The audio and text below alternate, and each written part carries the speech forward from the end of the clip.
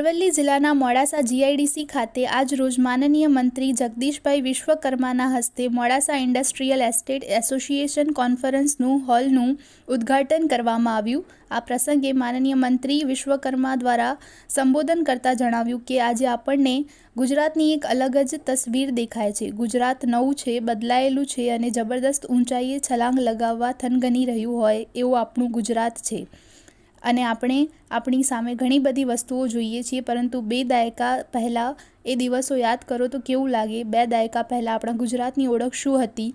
વેપારીઓ એક જગ્યાએથી માલ લઈને બીજી જગ્યાએ વહેંચતા અને વચમાં જે દલાલી મળે એનાથી પોતાનું ગુજરાન ચલાવતા હતા।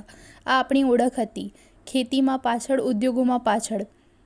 આજે વાઇબ્રન્ટ સમિટમાં 1 લાખ લોકોનું સહભાગી થવા માટે રજીસ્ટ્રેશન થયું છે। દેશમાં યશસ્વી વડાપ્રધાનના વિઝનના કારણે આજે સફળ MOU થઈ રહ્યા છે અને ભારત અને ગુજરાત આજે ઉદ્યોગમાં આગળ વધ્યા છે અને દુનિયામાં નામ થઈ રહ્યું છે। આ કાર્યક્રમમાં જિલ્લા collector Prashasti Parikh, regional manager Ridrish Shah, અખિલ ભારતીય પૂર્વ અધ્યક્ષ બળદેવભાઈ પ્રજાપતિ, મોડાસા નગરપાલિકા પ્રમુખ નીરજ શેઠ, જીઆઈડીસી એસોસિએશનના પ્રમુખ ભોગીલાલ શેઠ અને મોટી સંખ્યામાં ઉદ્યોગકારો ઉપસ્થિત રહ્યા હતા।